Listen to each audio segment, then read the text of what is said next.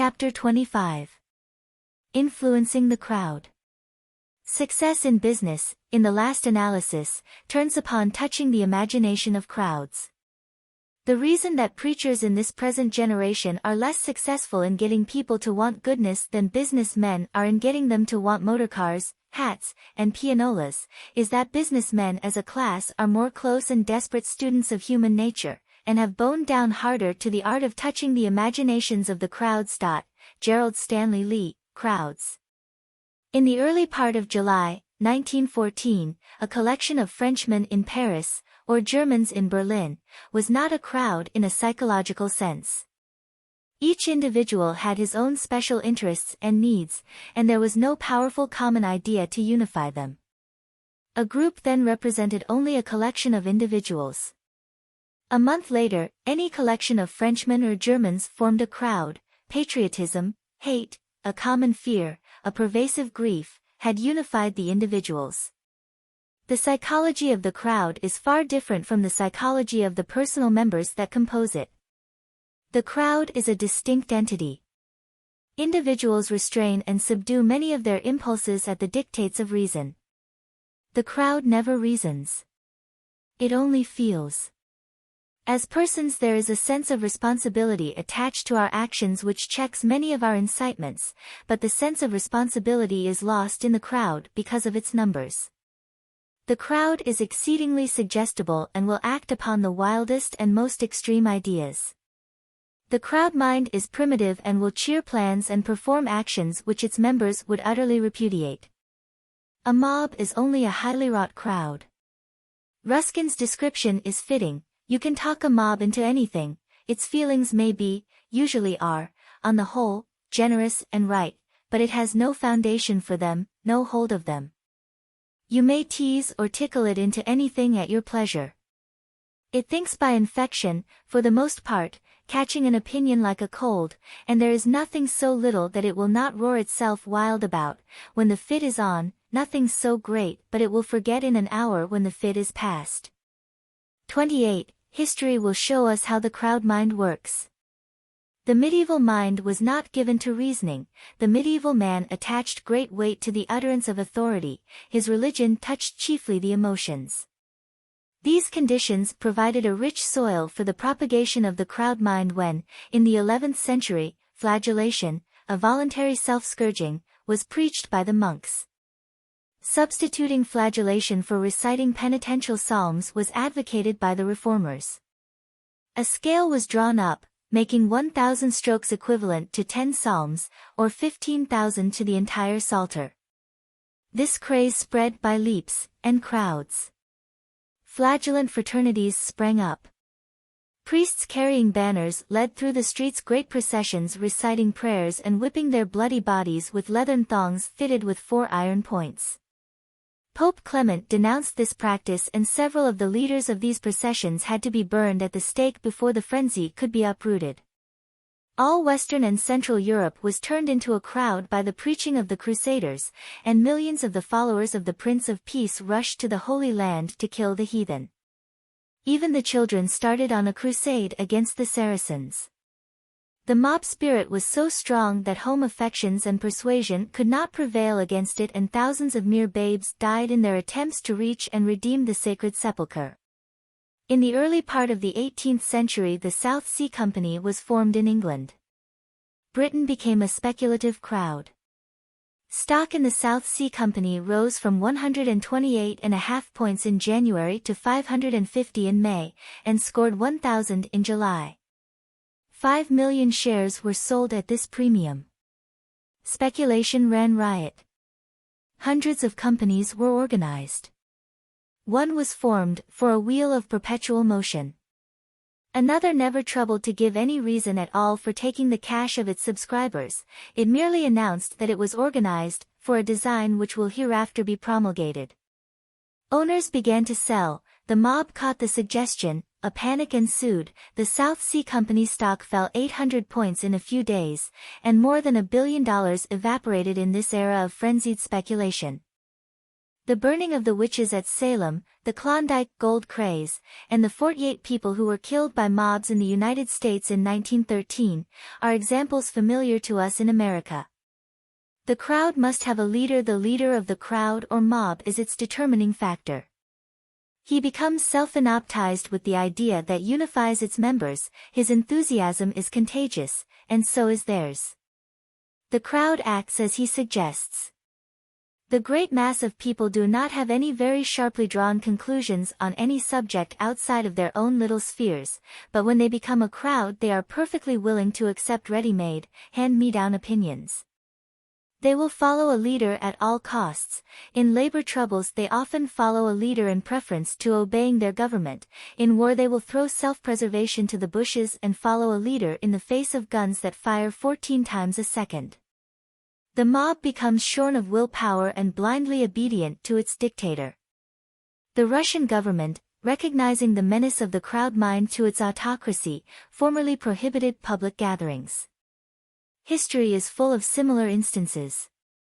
How the crowd is created today. The crowd is as real a factor in our socialized life as are magnates and monopolies.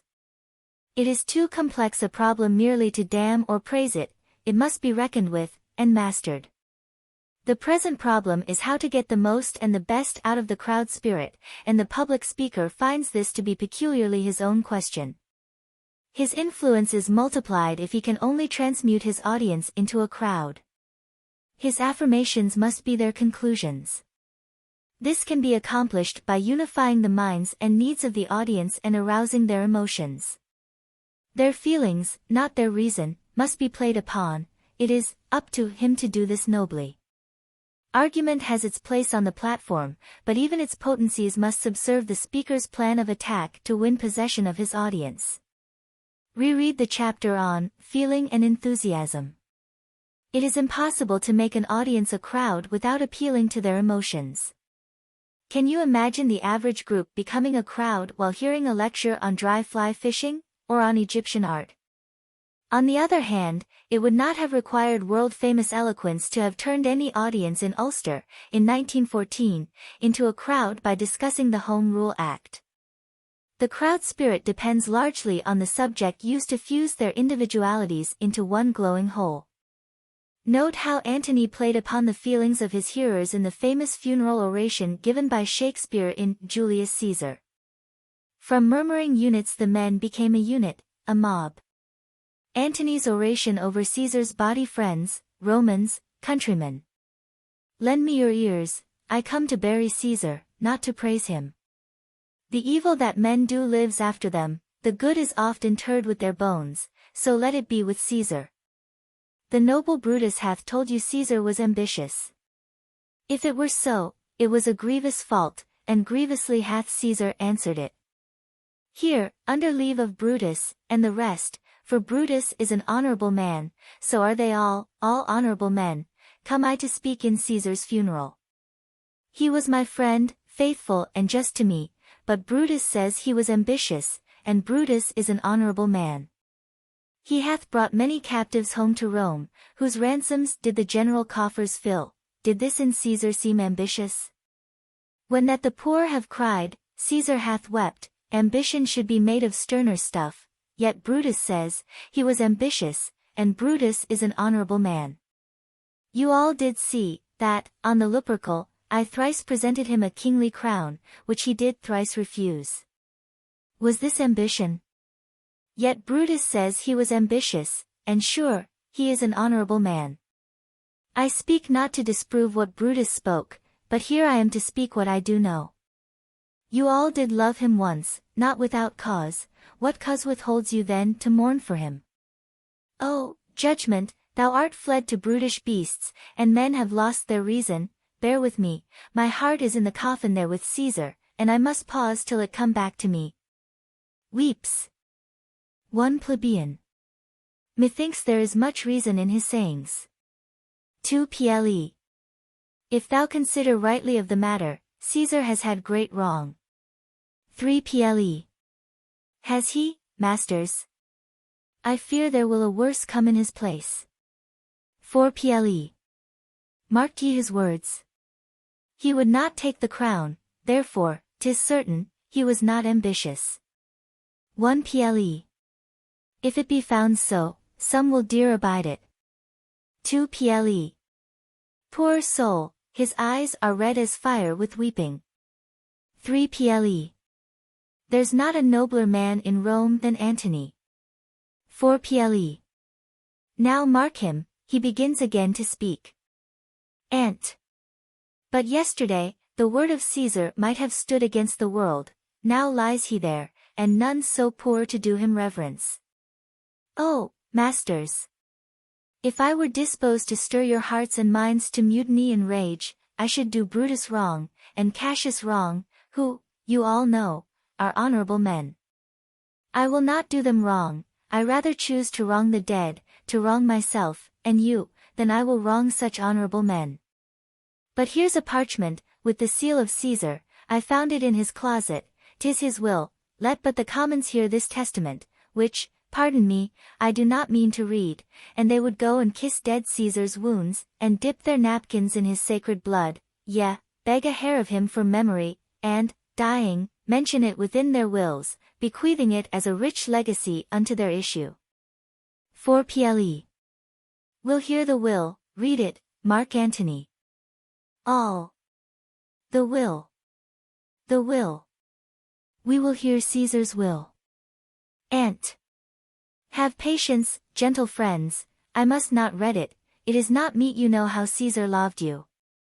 You are not wood, you are not stones, but men, and, being men, hearing the will of Caesar, it will inflame you, it will make you mad, 'tis good you know not that you are his heirs, for if you should, oh, what would come of it?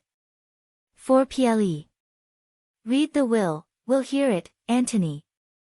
You shall read us the will. Caesar's will. Ant. Will you be patient? Will you stay a while? I have o'ershot myself, to tell you of it. I fear I wrong the honorable men whose daggers have stabbed Caesar, I do fear it. 4 ple. They were traitors, honorable men. All. The will. The testament. 2 ple. They were villains, murderers. The will. Read the will. Ant. You will compel me then to read the will. Then, make a ring about the corpse of Caesar, and let me shew you him that made the will. Shall I descend? And will you give me leave? All. Come down. 2 ple. Descend. He comes down from the rostrum. 3 ple. You shall have leave. 4 ple. A ring, stand round. 1 ple. Stand from the hearse, stand from the body. 2 ple. Room for Antony, most noble Antony. Ant nay, press not so upon me, stand far off. All. Stand back. Room. Bear back. Ant. If you have tears, prepare to shed them now, you all do know this mantle, I remember the first time ever Caesar put it on, 'twas on a summer's evening, in his tent, that day he overcame the Nervii. Look, in this place, ran Cassius' dagger through, see, what a rent the envious Casca made, through this, the well-beloved Brutus stabbed, and as he plucked his cursed steel away, mark how the blood of Caesar followed it, as rushing out of doors, to be resolved if Brutus so unkindly knocked, or no, for Brutus, as you know, was Caesar's angel, judge, O you gods, how Caesar loved him. This was the most unkindest cut of all. For when the noble Caesar saw him stab, ingratitude, more strong than traitors' arms, quite vanquished him, then burst his mighty heart, and in his mantle muffling up his face, even at the base of Pompey's statue, which all the while ran blood, great Caesar fell. Oh, what a fall was there, my countrymen! Then I and you, and all of us, fell down, whilst bloody treason flourished over us. Oh! Now you weep, and I perceive you feel the dint of pity, these are gracious drops. Kind souls! What, weep you, when you but behold our Caesar's vesture wounded? Look you here. Here is himself, marred, as you see, by traitors. 1 ple. Oh, piteous spectacle. 2 ple. Oh, noble Caesar. 3 ple. Oh, woeful day. 4 ple. Oh, traitors, villains. 1 ple. Oh, most bloody sight. 2 ple. We will be revenged. All. Revenge, about, seek, burn, fire, kill, day, let not a traitor live. And stay, countrymen. 1 ple. Peace there. Hear the noble Antony. 2 ple. We'll hear him, we'll follow him, we'll die with him. And good friends, sweet friends, let me not stir you up to such a sudden flood of mutiny. They that have done this deed are honorable. What private griefs they have, alas! I know not, that made them do it. They are wise, and honorable, and will, no doubt, with reasons answer you.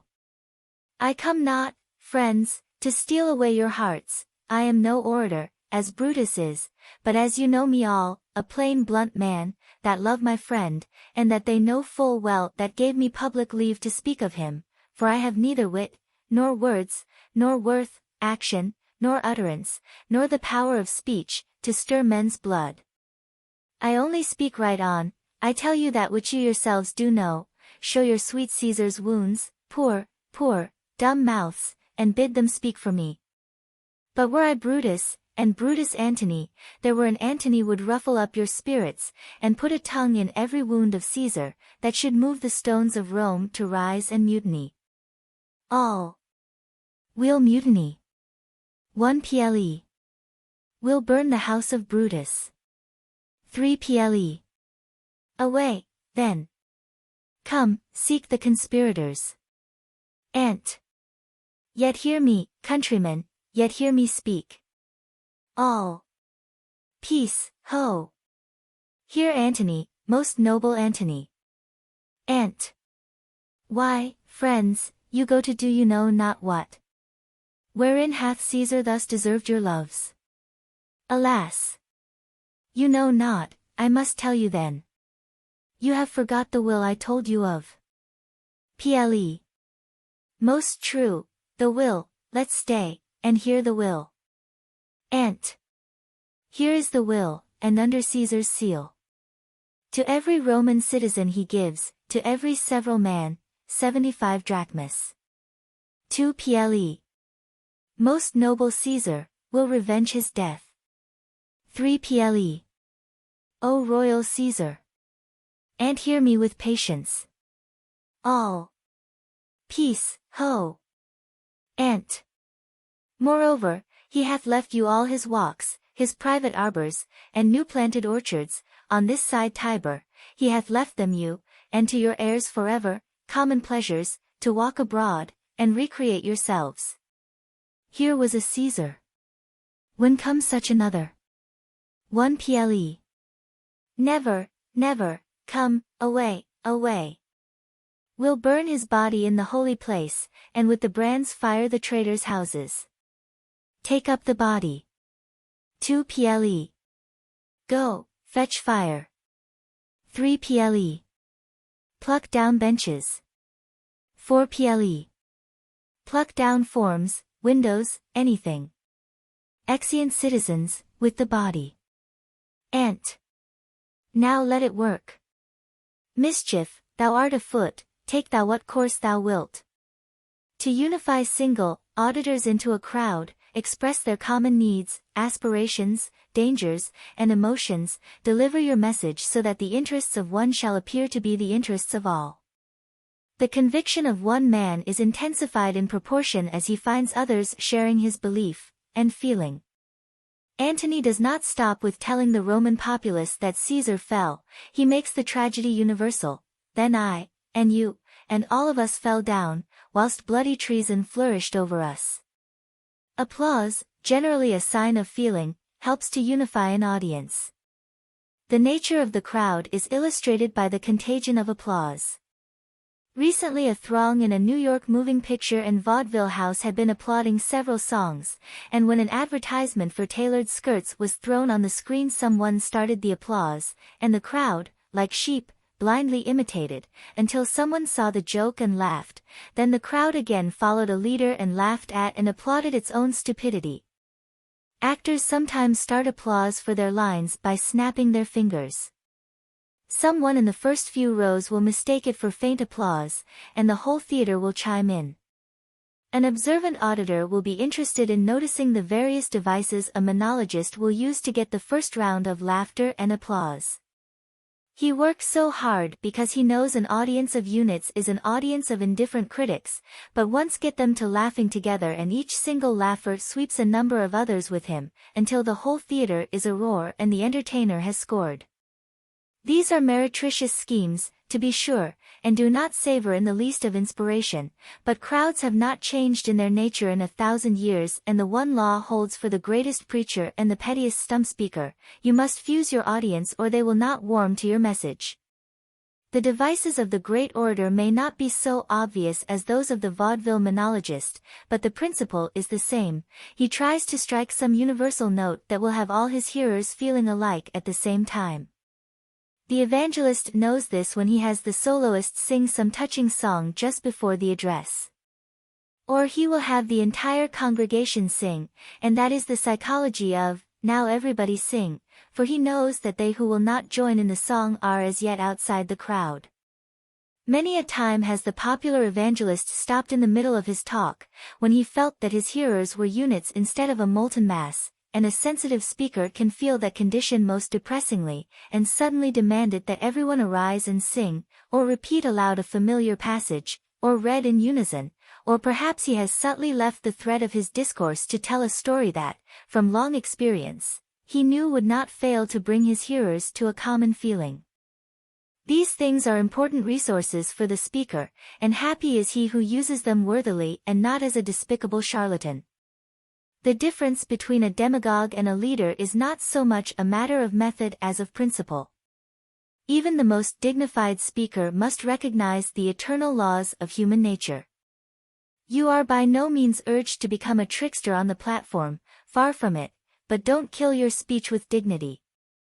To be icily correct is as silly as to rant. Do neither, but appeal to those world-old elements in your audience that have been recognized by all great speakers from Demosthenes to Sam Small, and see to it that you never debase your powers by arousing your hearers unworthily. It is as hard to kindle enthusiasm in a scattered audience as to build a fire with scattered sticks. An audience to be converted into a crowd must be made to appear as a crowd. This cannot be done when they are widely scattered over a large seating space or when many empty benches separate the speaker from his hearers. Have your audience seated compactly. How many a preacher has bemoaned the enormous edifice over which what would normally be a large congregation has scattered in chilled and chilling solitude Sunday after Sunday. Bishop Brooks himself could not have inspired a congregation of 1,000 souls seated in the vastness of St. Peter's at Rome. In that colossal sanctuary it is only on great occasions which bring out the multitudes that the service is before the high altar, at other times the smaller side chapels are used. Universal ideas surcharged with feeling help to create the crowd atmosphere. Examples: liberty, character, righteousness, courage, fraternity, altruism, country, and national heroes. George Cohan was making psychology practical and profitable when he introduced the flag and flag songs into his musical comedies. Cromwell's regiments prayed before the battle and went into the fight singing hymns. The French corps, singing the Marseillaise in 1914, charged the Germans as one man. Such unifying devices arouse the feelings, make soldiers fanatical mobs, and, alas, more efficient murderers. Footnotes 28, Sesame and Lilies. Chapter 26. Riding the Winged Horse. To think, and to feel, constitute the two grand divisions of men of genius, the men of reasoning and the men of imagination. Isaac Disraeli, Literary Character of Men of Genius. And as imagination bodies forth the forms of things unknown, the poet's pen turns them to shapes and gives to airy nothing a local habitation and a name. Shakespeare, Midsummer Night's Dream. It is common, among those who deal chiefly with life's practicalities, to think of imagination as having little value in comparison with direct thinking. They smile with tolerance when Emerson says that science does not know its debt to the imagination, for these are the words of a speculative essayist, a philosopher, a poet. But when Napoleon, the indomitable welder of empires, declares that the human race is governed by its imagination, the authoritative word commands their respect. Be it remembered, the faculty of forming mental images is as efficient a cog as may be found in the whole mind machine. True, it must fit into that other vital cog, pure thought, but when it does so it may be questioned which is the more productive of important results for the happiness and well-being of man. This should become more apparent as we go on. What is imagination? Let us not seek for a definition, for a score of varying ones may be found, but let us grasp this fact: by imagination we mean either the faculty or the process of forming mental images. The subject matter of imagination may be really existent in nature, or not at all real, or a combination of both. It may be physical or spiritual, or both. The mental image is at once the most lawless and the most law-abiding child that has ever been born of the mind. First of all, as its name suggests, the process of imagination, for we are thinking of it now as a process rather than as a faculty, is memory at work. Therefore we must consider it primarily as one. Reproductive imagination: we see or hear or feel or taste or smell something and the sensation passes away. Yet we are conscious of a greater or lesser ability to reproduce such feelings at will. Two considerations, in general, will govern the vividness of the image thus evoked: the strength of the original impression, and the reproductive power of one mind as compared with another. Yet every normal person will be able to evoke images with some degree of clearness. The fact that not all minds possess this imaging faculty in anything like equal measure will have an important bearing on the public speaker's study of this question. No man who does not feel at least some poetic impulses is likely to aspire seriously to be a poet, yet many whose imaging faculties are so dormant as to seem actually dead do aspire to be public speakers. To all such we say most earnestly, awaken your image-making gift, for even in the most coldly logical discourse it is sure to prove of great service. It is important that you find out at once just how full and how trustworthy is your imagination, for it is capable of cultivation, as well as of abuse. Francis Galton, 29, says, "The French appear to possess the visualizing faculty in a high degree. The peculiar ability they show in prearranging ceremonials and fetes of all kinds and their undoubted genius for tactics and strategy show that they are able to foresee effects with unusual clearness. Their ingenuity in all technical contrivances is an additional testimony in the same direction, and so is their singular clearness of expression. Their phrase figurez-vous, or picture to yourself, seems to express their dominant mode of perception. Our equivalent of image is ambiguous. But individuals differ in this respect just as markedly as, for instance, the Dutch do from the French. And this is true not only of those who are classified by their friends as being respectively imaginative or unimaginative, but of those whose gifts or habits are not well known.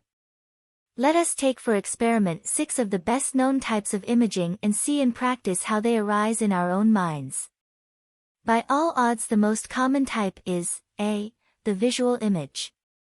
Children who more readily recall things seen than things heard are called by psychologists eye-minded, and most of us are bent in this direction. Close your eyes now and recall. The word thus hyphenated is more suggestive: the scene around this morning's breakfast table. Possibly there was nothing striking in the situation and the image is therefore not striking. Then image any notable table scene in your experience, how vividly it stands forth, because at the time you felt the impression strongly.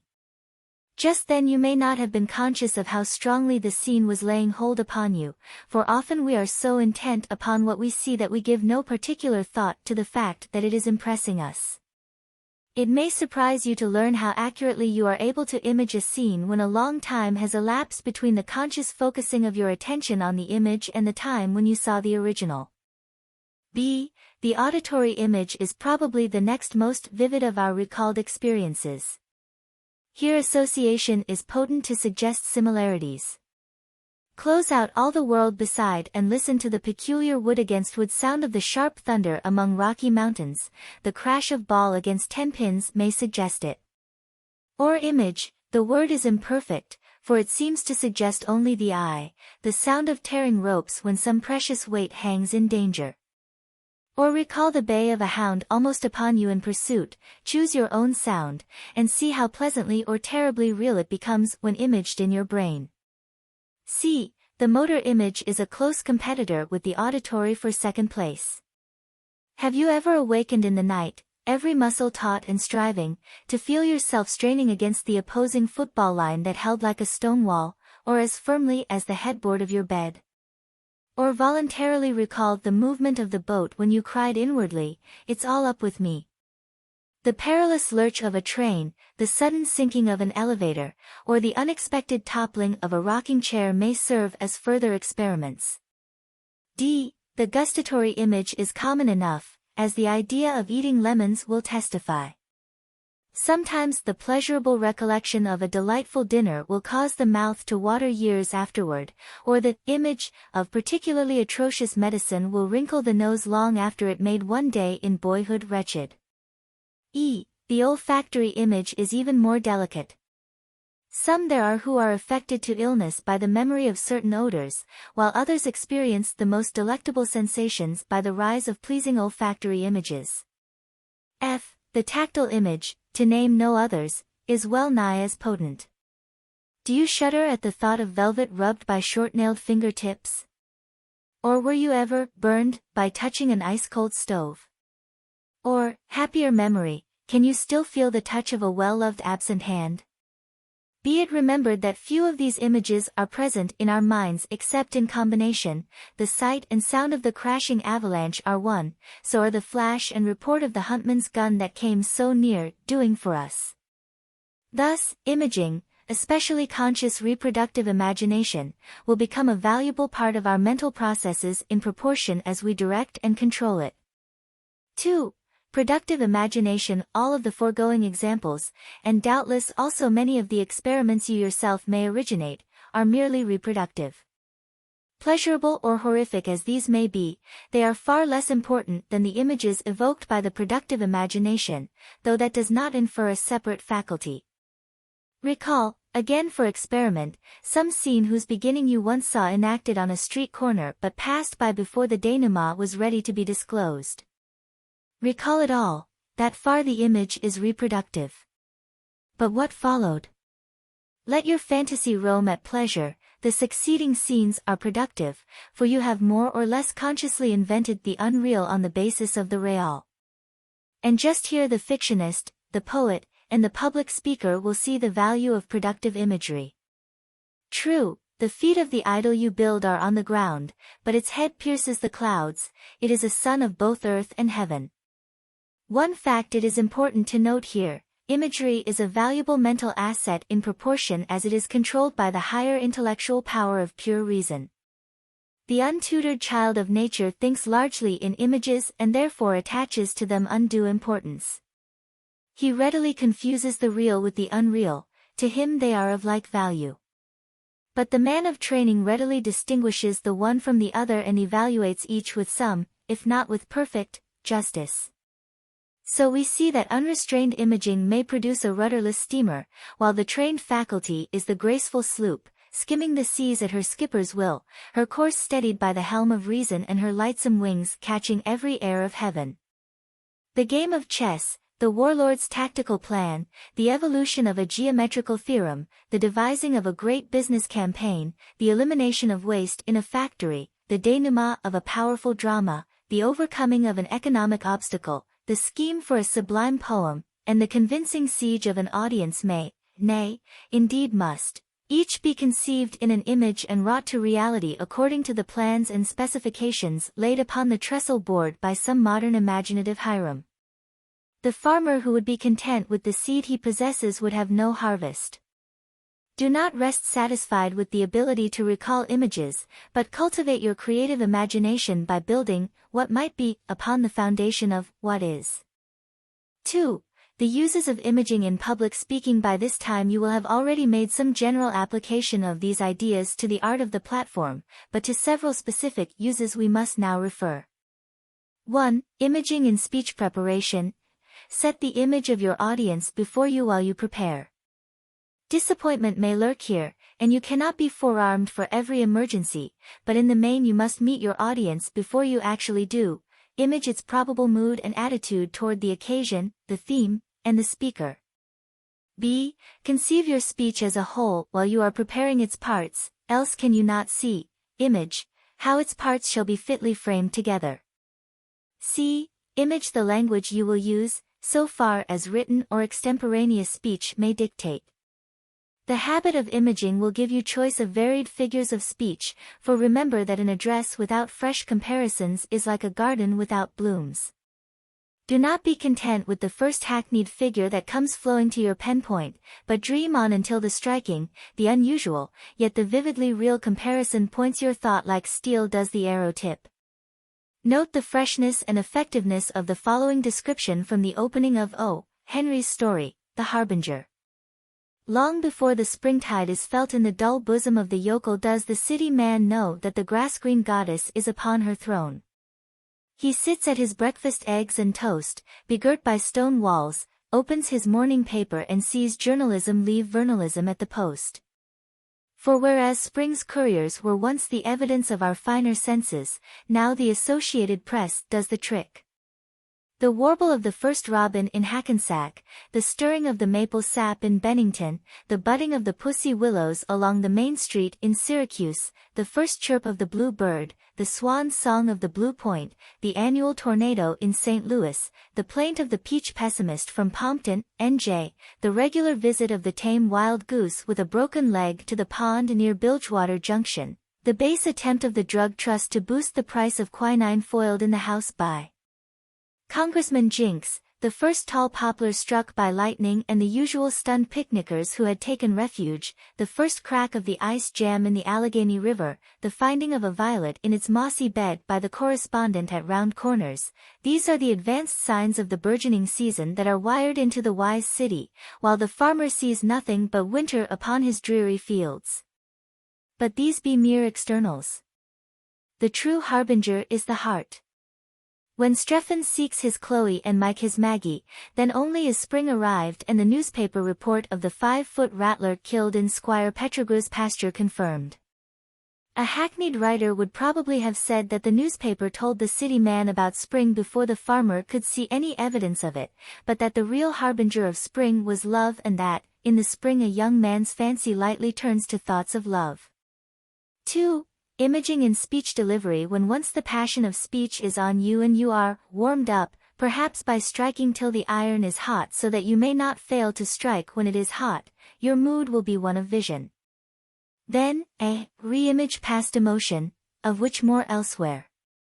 The actor recalls the old feelings every time he renders his telling lines. B. Reconstruct and image the scenes you are to describe. C. Image the objects in nature whose tone you are delineating, so that bearing and voice and movement, gesture, will picture forth the whole convincingly. Instead of merely stating the fact that whiskey ruins homes, the temperance speaker paints a drunkard coming home to abuse his wife and strike his children. It is much more effective than telling the truth in abstract terms. To depict the cruelness of war, do not assert the fact abstractly, war is cruel. Show the soldier, an arm swept away by a bursting shell, lying on the battlefield pleading for water. Show the children with tear-stained faces pressed against the window pane praying for their dead father to return. Avoid general and prosaic terms. Paint pictures. Evolve images for the imagination of your audience to construct into pictures of their own. 3. How to acquire the imaging habit. You remember the American statesman who asserted that, the way to resume is to resume? The application is obvious. Beginning with the first simple analyses of this chapter, test your own qualities of image making. One by one practice the several kinds of images, then add, even invent, others in combination, for many images come to us in complex form, like the combined noise and shoving and hot odor of a cheering crowd. After practicing on reproductive imaging, turn to the productive, beginning with the reproductive and adding productive features for the sake of cultivating invention. Frequently, allow your originating gifts full swing by weaving complete imaginary fabrics, sights, sounds, scenes. All the fine world of fantasy lies open to the journeyings of your winged steed. In like manner train yourself in the use of figurative language. Learn first to distinguish and then to use its varied forms. When used with restraint, nothing can be more effective than the trope, but once let extravagance creep in by the window, and power will flee by the door. All in all, master your images, let not them master you. Questions and exercises 1. Give original examples of each kind of reproductive imagination. 2. Build 2 of these into imaginary incidents for platform use, using your productive, or creative, imagination. 3. Define, A. Fantasy, B. Vision, C. Fantastic, D. Phantasmagoria, E. Transmogrify, F. Recollection. 4. What is a figure of speech? 5. Define and give 2 examples of each of the following figures of speech. 30. At least one of the examples under each type would better be original. A. Simile, B. Metaphor, C. Metonymy, D. Synecdoche, E. Apostrophe, F. Vision, G. Personification, H. Hyperbole, I. Irony. 6. What is an allegory? B. Name one example. C. How could a short allegory be used as part of a public address? 7. Write a short fable. 31. For use in a speech. Follow either the ancient form, Aesop, or the modern, George Ade, Josephine Dodge Dascom. 8. What do you understand by the historical present? Illustrate how it may be used, only occasionally, in a public address. 9. Recall some disturbance on the street, describe it as you would on the platform. B. Imagine what preceded the disturbance. C. Imagine what followed it. D. Connect the whole in a terse, dramatic narration for the platform and deliver it with careful attention to all that you have learned of the public speaker's art. 10. Do the same with other incidents you have seen or heard of, or read of in the newspapers. Note, it is hoped that this exercise will be varied and expanded until the pupil has gained considerable mastery of imaginative narration. See chapter on narration. 11. Experiments have proved that the majority of people think most vividly in terms of visual images. However, some think more readily in terms of auditory and motor images. It is a good plan to mix all kinds of images in the course of your address, for you will doubtless have all kinds of hearers. This plan will serve to give variety and strengthen your effects by appealing to the several senses of each hearer, as well as interesting many different auditors. For exercise, A. Give several original examples of compound images, and B. Construct brief descriptions of the scenes imagined. For example, the falling of a bridge in process of building. 12. Read the following observantly. The strikers suffered bitter poverty last winter in New York. Last winter a woman visiting the east side of New York City saw another woman coming out of a tenement house wringing her hands. Upon inquiry the visitor found that a child had fainted in one of the apartments. She entered, and saw the child ill and in rags, while the father, a striker, was too poor to provide medical help. A physician was called and said the child had fainted from lack of food. The only food in the home was dried fish. The visitor provided groceries for the family and ordered the milkman to leave milk for them daily. A month later she returned. The father of the family knelt down before her, and calling her an angel said that she had saved their lives, for the milk she had provided was all the food they had had. In the 2 preceding paragraphs we have substantially the same story, told twice. In the first paragraph we have a fact stated in general terms. In the second, we have an outline picture of a specific happening. Now expand this outline into a dramatic recital, drawing freely upon your imagination. Footnotes: 29. Inquiries into human faculty. 30. Consult any good rhetoric. An unabridged dictionary will also be of help. 31. For a full discussion of the form see, The Art of Storywriting, by J. Berg Esenwein and Mary D. Chambers.